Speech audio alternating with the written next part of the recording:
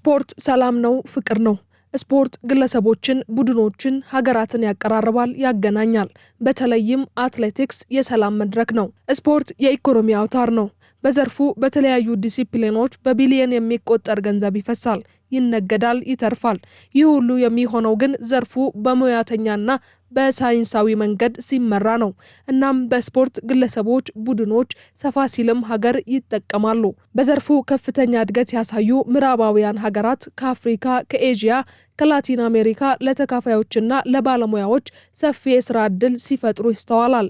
እንደ ዓለም አቀፍ የእግር ኳስ ፌዴሬሽን ፊፋ ከሆነ ዘርፉን በበላይነት ይመራ የነበረው የጣሊያኑ ሴሬ የእግር ኳስ ውድድር በቁማርና በአሰራር ስርዓት ብልሹነት የታጠረ በመሆኑ ሀገሪቱ በውጤት የበታች ስትሆን፣ የእንግሊዝ ፕሪሚየር ሊግ ደግሞ ሕግና ስርዓት ተከብሮበት በሙያተኛ በመመራቱ ከፍተኛ ገቢ የሚያስገኝ ቀደምትና ተጠቃሽ አካል ሆኖ ይጠቀሳል። ኢትዮጵያ እንደ ሀገር በስፖርት ዘርፍ ስማቸው በቀደምትነት ከሚጠቀሱ የዓለም ሀገራት መካከል ናት። ይሁን እንጂ ቀደም ብላ እንደ መነሳቷ አሁን ላይ በአትሌቲክስ ዘርፍ በተለይም በመካከለኛና ረጅም ርቀት የሩጫ ውድድር በስተቀር በሌሎች ዲሲፕሊኖች የሚያኮራ ሆነ የሚጠቀስ ታሪክ የላትም። በመሆኑም በሁሉም ዘርፍ ያለውን የሀገሪቱን የስፖርት ገጽታ መለወጥ ተገቢ ይሆናል። ይህም ከቅርብ ዓመታት ወዲህ ውጤት አልባ የሆነና መነጋገሪያነቱ እየሰፋ የመጣውን የአትሌቲክስ ስፖርት ይጨምራል።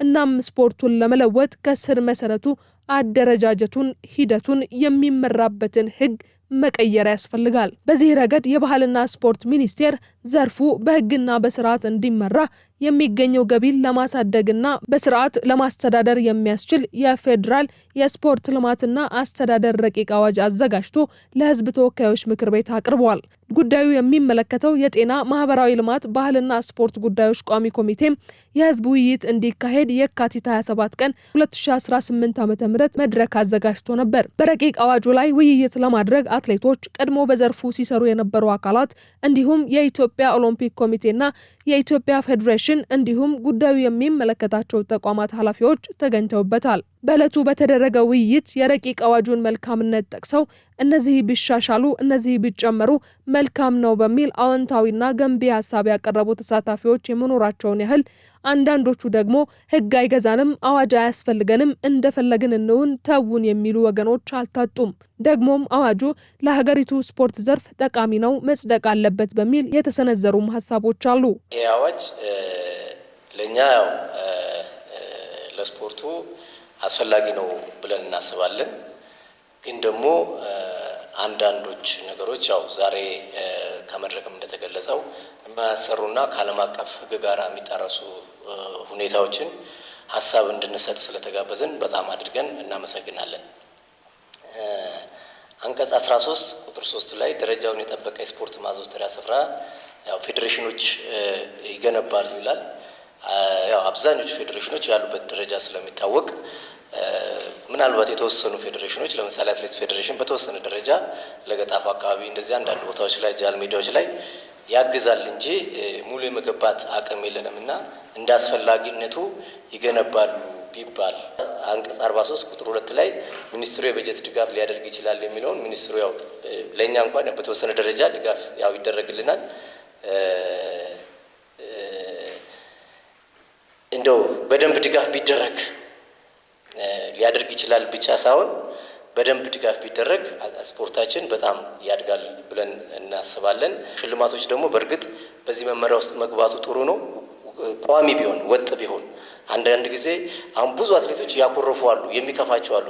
ለምሳሌ አንዳንድ ጊዜ ሽልማቶች የመሬት ሽልማት የሚሰጥበት ጊዜ አለ። ለአንድ አትሌት በህይወት ዘመኑ አንድ ጊዜ የመሬት ሽልማት ይሰጣል።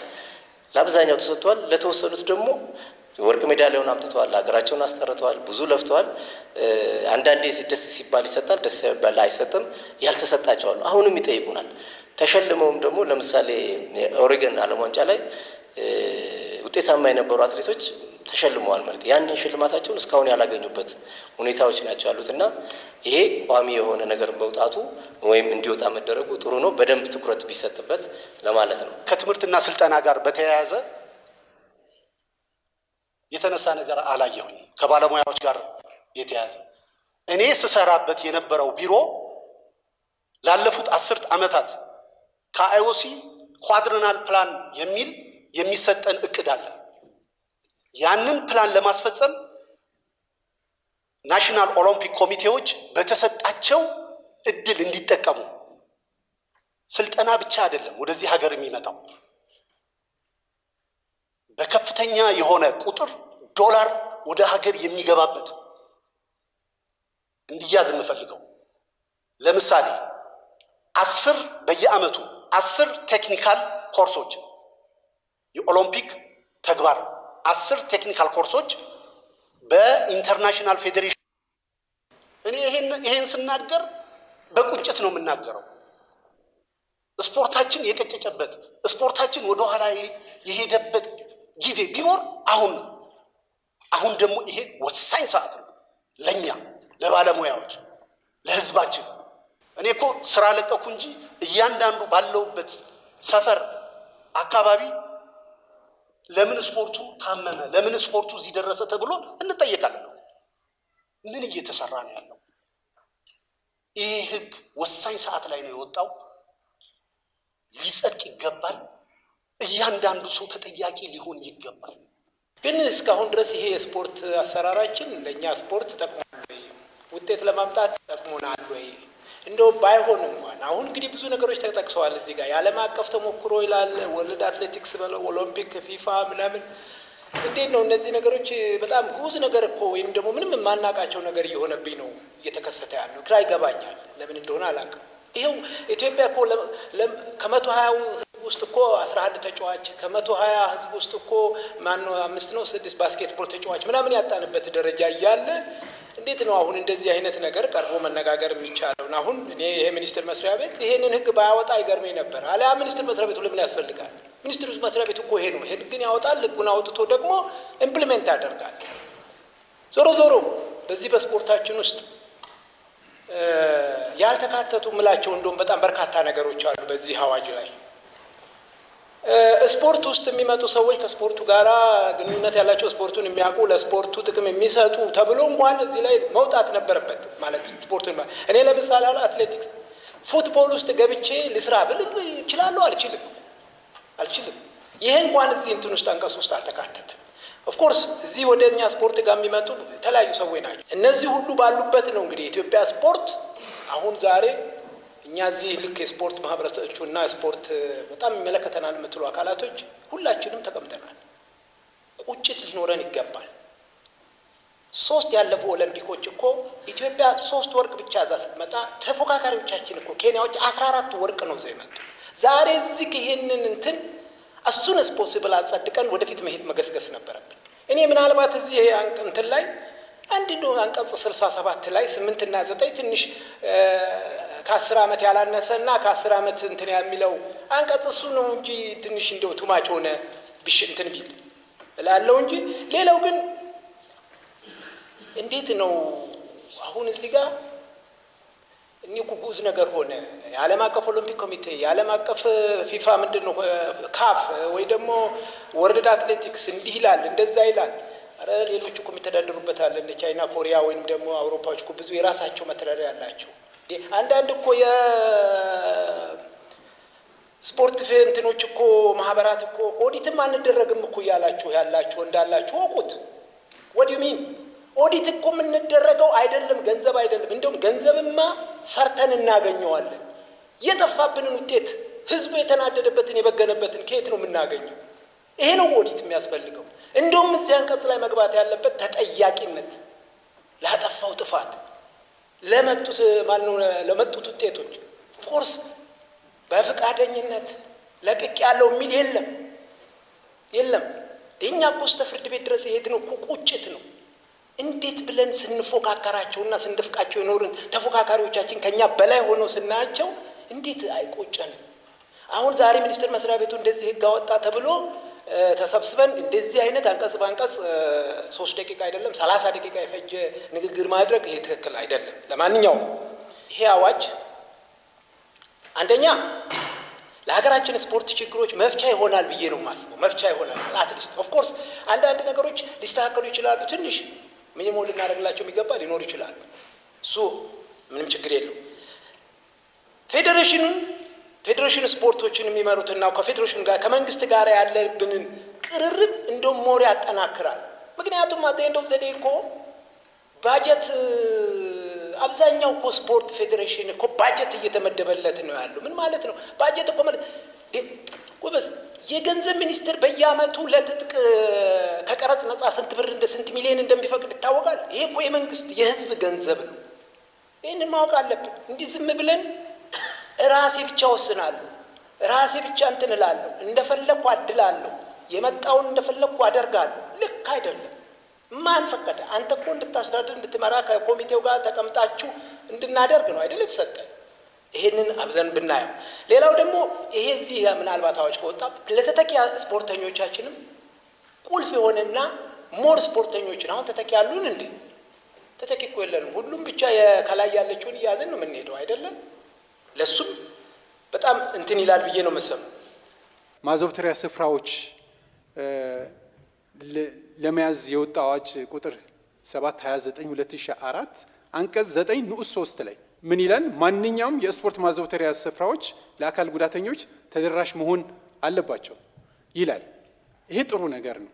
ይሄኛው አዋጅ ልማትንም ጨምሮ ከመጣ ከማዘውተሪያ ስፍራዎች ባለፈ አካል ጉዳተኞች በስፖርት በተሳትፎ በተጠቃሚነት በአበርክቶት ጭምር ያላቸው ሚና ሊገልጽ ይገባል ብለን እናምናለን። የተፈጻሚነት ወሰኑ ከቀድሞ አዋጅ ጋር ማነጻጸር ይፈልጋል። በሌላ በኩል ደግሞ የርዕሱ ራሱ የፌዴራል የልማትና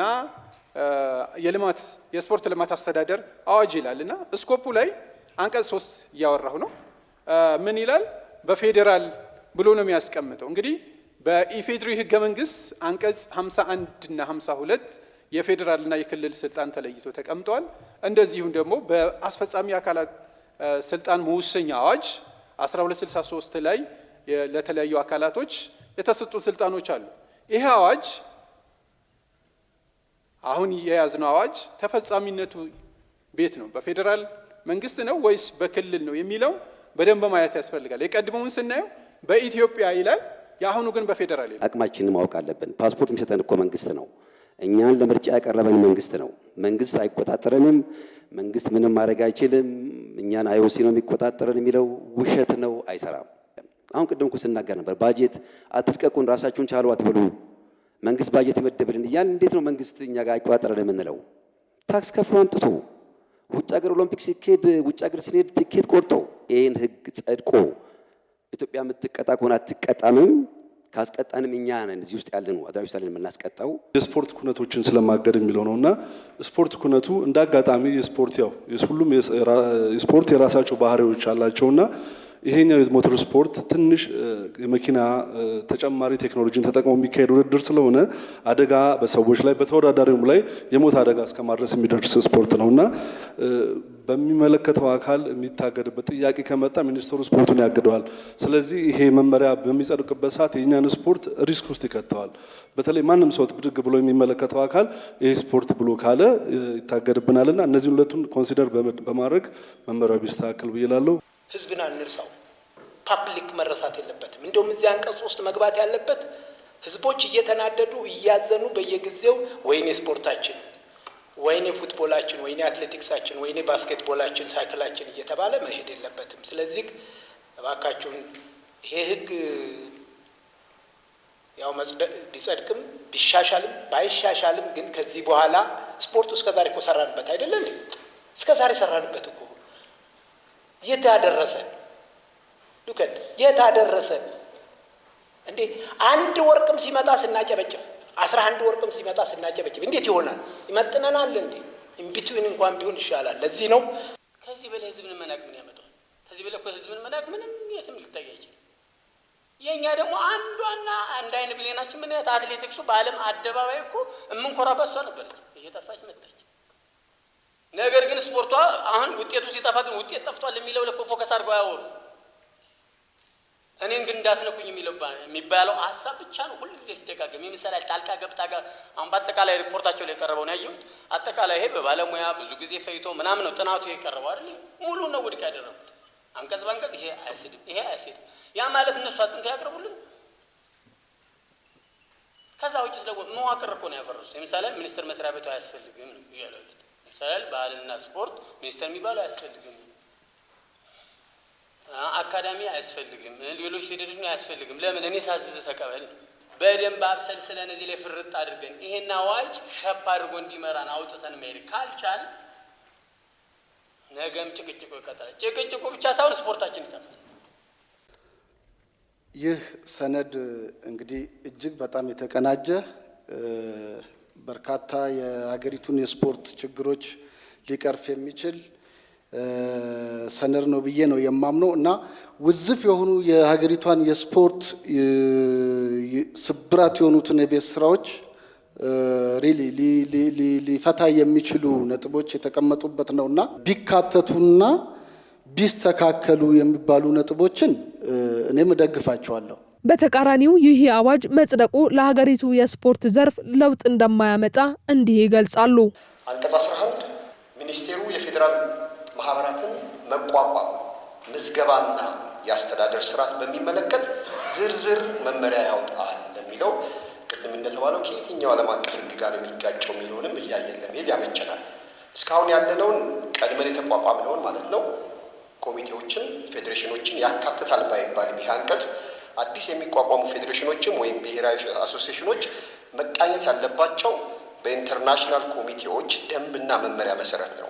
በሌላም በኩል ለምሳሌ በዓለም አቀፍ ኦሎምፒክ ቻርተር አንቀጽ 27 ቁጥር 6 በሁሉም ኢንተርናሽናል ፌዴሬሽኖች ለምሳሌ በፊፋ መተዳደሪያ ደንብ አንቀጽ 14 እና 19 በግልጽ በተደነገገው መሰረት የሶስተኛ ወገን መንግስትን ጨምሮ የአስተዳደር ጣልቃ ገብነትን ይከለክላል።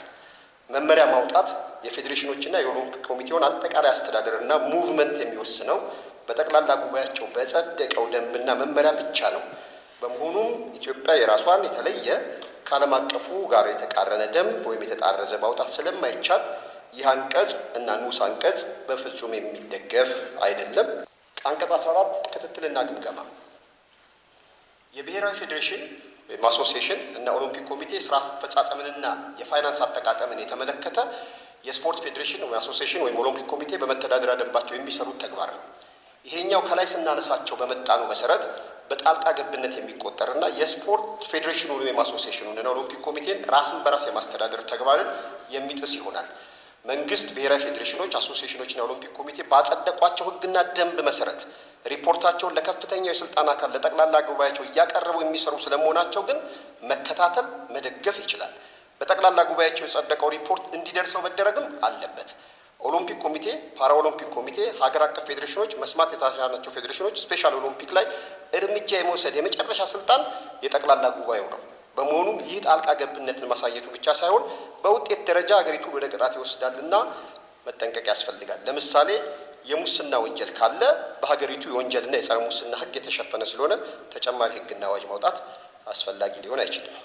የአትሌቶችና የስፖርት ባለሙያዎች አስተዳደር አንቀጽ 28 ቁጥር 1 የውጭ ሀገር አትሌት ለመቅጠር እንዴት አንድ ክለብ ሊጉን አልፎ ፌዴሬሽኑን አልፎ የዓለም አቀፍ አሰራሩን ጥሶ ሚኒስቴር መስሪያ ቤትን ሄዶ ይጠይቃል?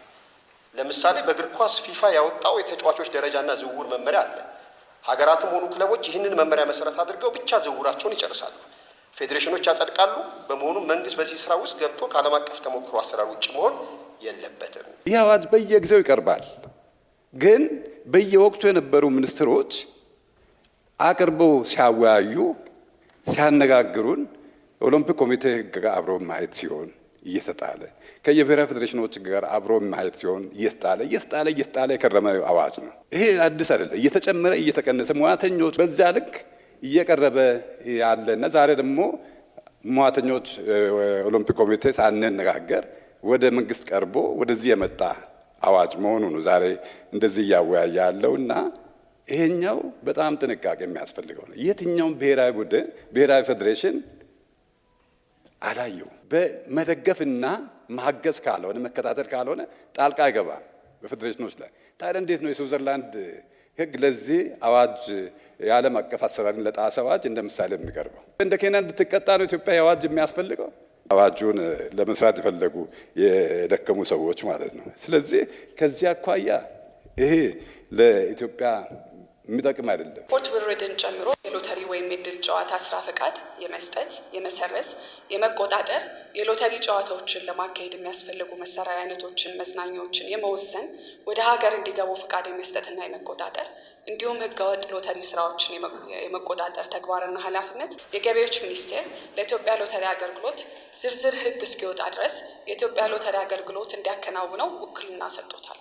በዚሁም ውክልና መሰረት እየተሰራበት ባለበት ሁኔታ በዚህ ረቂቅ አዋጅ የባህልና ስፖርት ሚኒስቴር ስራውን በመስጠት አንድ ስራ ለሁለት ሚኒስቴር መስሪያ ቤት መስጠት ስለሚሆን በዘርፉ ላይ ከለላን በመጣል ህገወጥ የስፖርት ውርርድ ስራዎችን የሚያበራክት በመሆኑ የተሻለ የቁጥጥር ስርዓት ለመዘርጋት በዘርፉ ጥልቅ እውቀት ያላቸው የውጭ ሀገር አማካሪዎችን በመቅጠር የተሻለ የቁጥጥር አሰራር ስርዓትን ለመዘርጋት በኢትዮጵያ ኢንቨስትመንት ሆልዲንግስ ጋር እየተሰራ ካለው ስራ አዋጁ የስፖርት ውርርድን ስራ አስመልክቶ በማውጣቱ የሚቃረን ይሆናል። ከዚህም በተጨማሪ አዋጁ እንደ መነሻ ዓላማ በህዝባዊና መንግስታዊ አደረጃጆች መካከል ያለውን አለመግባባት በመፍታት አደረጃጆችን በተገቢ ሁኔታ ለመምራት እንደመሆኑ ረቂቅ አዋጁ ግልጽነት የጎደላቸውና የስልጣን ግጭት የሚፈጥሩ የአዋጅ አገላዘዞች ማሻሻያዎች የሚያስፈልጋቸው መሆኑን እንዲሁም የስፖርት ውርርድ ስራ በተለያዩ ተቋማት የሚሰራ ከሆነ በቁጥጥር ስራ፣ በፍቃድ መስጠት ስራ ከተጠያቂነት አንጻር የሚወጡ መመሪያዎች አንጻር ከስራው ባለቤት አንጻር ከተገልጋዮች በአንድ ማዕከል አገልግሎት ከማግኘትና ከገቢ አሰባሰብ አንጻር ክፍተት የሚፈጥር ስለሆነ ይህ ዘርፍ የሚያስገባውን ገቢ ለማይክሮ ኢኮኖሚ ገቢ ለመደገፍ ላይ ክፍተት የሚፈጥር ነው። በመሆኑም የተከበረው የጤናና ማህበራዊ ልማት ባህልና ስፖርት ጉዳዮች ቋሚ ኮሚቴ ይህንን ጥያቄያችንን ተቀብሎ ያለውን ነገር እንዲያይልን እንጠይቃለን። ዓለም አቀፍ ይዘቱ ጋር የማይጣረሱ የማይጋጩ መስመር የማይስቱ ነገር ግን የሀገራችን ስፖርት ልማት የሚያሳድጉ ጉዳዮችን ማካተት መሆኑን ግልጽ መሆን አለበት ብዬ አስባለሁ። ይህ ሲባል ምንድን ነው? መንግስት መመሪያ አዋጅ ሊያወጣ ይችላል።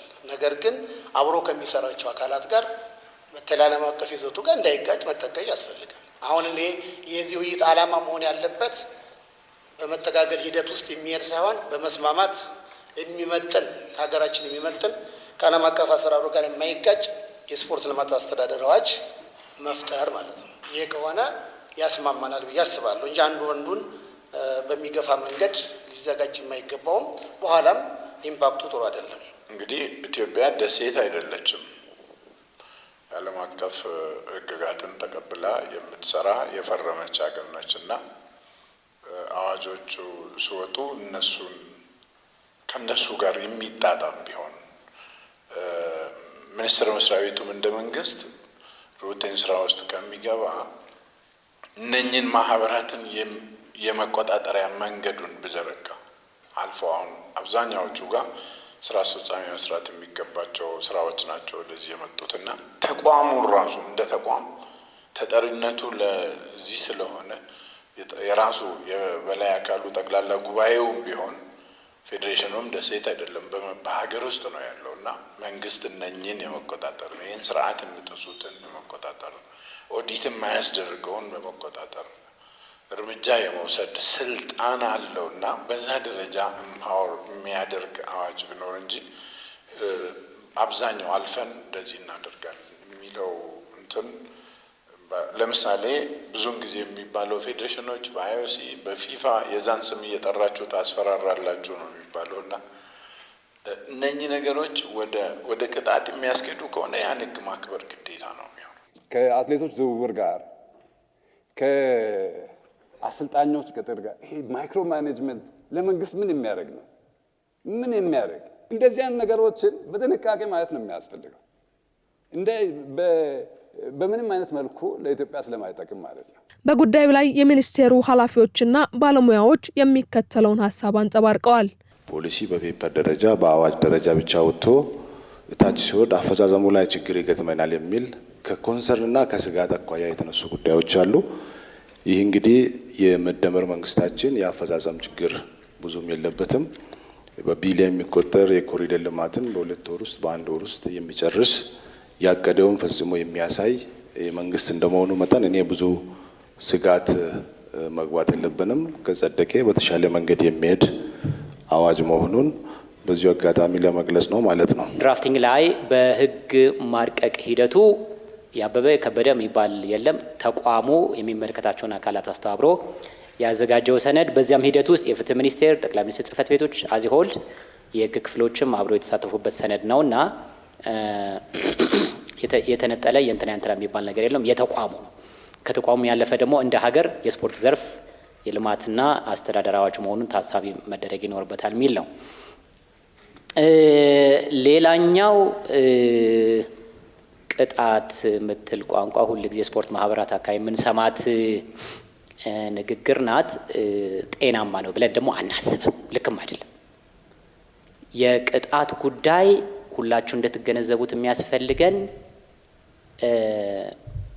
የሀገር ብሔራዊ ጥቅም ጋር የሚገናኝ ነው። ስፖርትን ኮምፒት ካላረግን፣ ስፖርት ላይ ካልተሳተፍን እንደ ሀገር ልናሳድገው የምንፈልገውን ስፖርት ማልማት አንችልም። ስለዚህ ማይንድ ሴቱ ቅጣት ላይ ያረፈ ስፖርት ማህበር ጤናማ አሰራርም አስተሳሰብም አለው የሚል ግምት የለንም። የሚኒስቴር መስሪያ ቤቱ አንዱ እይታ በሀገራችን ያሉ ተጨባጭ ችግሮችን በመፍታት ዓለም አቀፍ የስፖርት ማህበራት ህግጋት ሲከበሩ የሀገራችንን ልማት እናሳልጣለን የሚል ግምትም እውቀትም አለው። የሚኒስቴር መስሪያ ቤቱ አንዱ ይህን ሰነድ ስናዘጋጅ መሰረታዊ ጉዳይ የነ ፊፋ የነ ወርልድ አትሌቲክስ የነ አይኦሲን አሰራር መስበር አይደለም።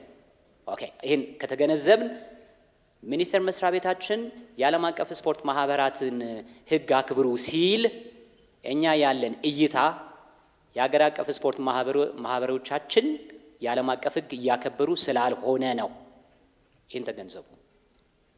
ምክንያቱም በማቋቋሚያዎቻቸው የዓለም አቀፍ ስፖርት ማህበራት የሚያስገድዷቸውን ግዴታዎች የኛ ሀገር አቀፍ የስፖርት ማህበራት ወይም የፌዴራል ስፖርት ማህበራት እያከበሩ ባለመሆኑ ምክንያት ሀገር ውስጥ የስፖርት ልማት መረጋገጥ አልቻለም። እኛ ሀገር የአንድ ብሔራዊ ፌዴሬሽን አመራር መሆን ማለት የነብር ጭራ ነው፣ አይለቀቅም። ስፖርት የህዝብ ነው። ህዝብ ተሳታፊ መሆን አለበት። ስፖርት በፍትሃዊነት መመራት አለበት። ስፖርት ጉድ ገቨርናንስ አለው፣ ትራንስፓረንሲ አለው፣ አካውንታቢሊቲ አለው። የኛ የፌዴራል ስፖርት ማህበራት አመራሮች መምራት ከጀመሩ ትንሹ ቅርብ ጊዜ ካደረግናቸው ውጪ ከ10 ዓመት እስከ 23 ዓመት የመሩ ናቸው። ይሄ በፍጹም ኢምፐርፌክት ነው፣ ልክ አይደለም። ስለዚህ በዚህ በእድሜ መርዘም ምክንያት የስፖርት ማህበሮቻችን ፒኤልሲ ሆነዋል። ስፖርትን ይህ አዋጅ ሲወጣ ምን እንዲያደርጉ ይፈልጋል? የህዝብ ከግለሰቦች ከቡድኖች አንስቶ የህዝብ ማድረግ ይፈልጋል። ስለዚህ በዚህ መንገድ የተቃኘ የስፖርት አዋጅ አዘጋጅተናል። የስፖርት ልማትና አስተዳደር አዋጅ። በዚህ መነሻ የሚመለከታቸውን አካላት ኤግዞስቲቭሊ ዲስከስ አድርገናል፣ ተነጋግረንበታል። ቋሚ ኮሚቴው የሚሄድበት የራሱ ስልጣን እንደተጠበቀ ሆኖ ማለት ነው። በሌላ በኩል ቅድም በእውቀት ደረጃ የተነሱ ሀሳቦችን ኮምፕሊትሊ እውቅና እንሰጣለን። በሄትሬድ እና በስሜት የተነሱትን ግን መተው ይሻለናል። ቢኮዝ መንግስት እንደ መንግስት ባላንስድ የሆነ ከዓለም አቀፉም ከሀገር አቀፍ ተጨባጭ ሁኔታዎች ጋር በጥናት የተመራ በጥናት መሰረት ያደረገ አሰራር መዘርጋት ነው ፍላጎቱ።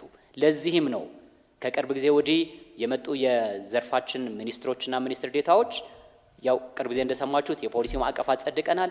አዋጁ ላይ እንቀጥላለን። ኢን ዘ ካሚንግ ደግሞ ከአዋጁ በኋላ ተያያዥ የሆኑ ስፖርቱን የሚጠቅሙ ጉዳዮች ላይ ሊን እያደረገን እንቀጥላለን። ይህንን መሰረት ያደረገ አዋጅ አዘጋጅተን ያቀርብነውን ቤቱ እንድገነዘብ እንፈልጋለን። ኢሳት ነጻ የህዝብ ሚዲያ የተቋማት ኃላፊዎች የሚመሩትን አካል ለማስተዳደር ከሁሉም ቀዳሚው በአዋጅና በህግ የተሰጣቸውን ኃላፊነትና ስልጣን በአግባቡ ሲጠቀሙ እንደሆነ በጽኑ ያምናል። ይህ ደግሞ ከተቋሙ መመስረቻ አዋጅ የሚመነጭ ይሆናል። በኢትዮጵያም የአትሌቲክስ ስፖርት ዘርፍ በሀገሪቱ ህግ የማይመራበት ህጋዊ መሰረት አይኖረውም። ይልቁኑ እንዲህ አይነት ጉዳይ ሲነሳ በእግር ኳሱም ይሁን በአትሌቲክሱ ዘርፍ የሚጠቀሰው ዓለም አቀፉ ድርጅት ፊፋ ሆነ ሌሎች የሀገራትን የስፖርት መሪዎች በሀገራቸው ህግ እንዲመሩ ሲያጠፉ እንዳይጠየቁ መከላከያ ወይንም ኢሚዩኒቲ ሊሆን አይገባም። የሀገርን ተቋም በሌላ አካል ህግ እንዲያስተዳድሩ ተጠያቂነት ሲመጣ ደግሞ እነግርላችኋለሁ እያሉ እያስፈራሩ መኖር ተገቢ አይደለም እንላለን። መንግስት የዘርፉን ባለስልጣናት ዝም ብሎ ሊመለከት አይገባም። ሁለት ህግ አለ ከተባለ አስታርቆ ወይንም አንዱን በአንዱ አጣፍቶ ይሁን በተባለው ማስተዳደር ይገባል። አለበለዚያም የዛሬው እምቢተኝነት ነገ ሌላ የማይሆንበት ምንም ምክንያት የለም።